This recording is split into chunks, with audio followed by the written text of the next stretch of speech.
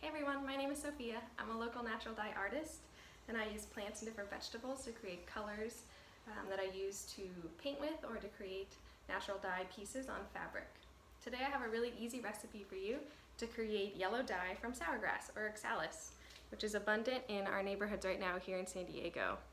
Sourgrass is a weed that pops up after winter rains, usually in the spring, and you can usually spot it on sidewalks and gardens and within different wildflowers.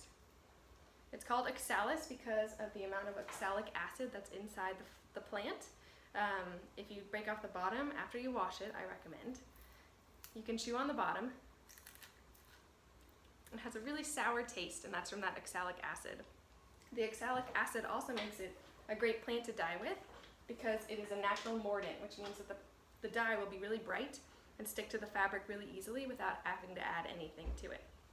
So what you'll need for this recipe is a handful of sourgrass that you can easily collect in your neighborhood.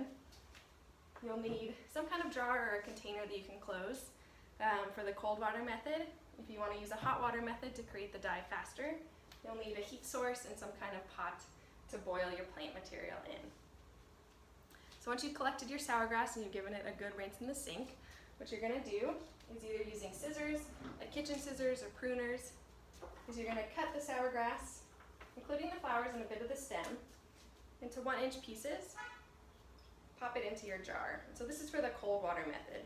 This is a way of dyeing and creating dye that doesn't require any heat, just requires some time, some water, the plant material, and a bit of sunshine, which we have right now in San Diego. So you're cutting into pretty small pieces.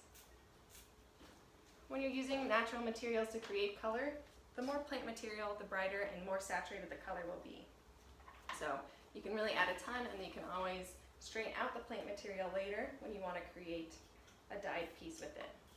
This is great if you have any kind of cotton clothes, like an old t-shirt, or anything in your closet that needs a little refresh for spring.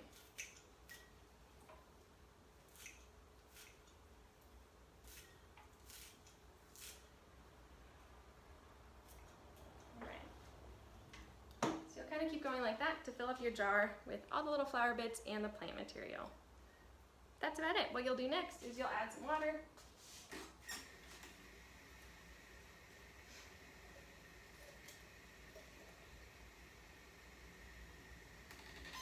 Filling it all the way to the top.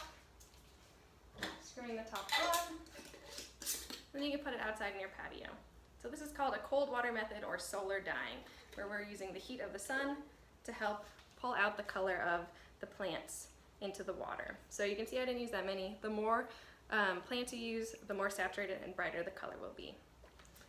If you want to use a hot water method, you'll do the same thing, where you'll cut up small pieces of your plant into water.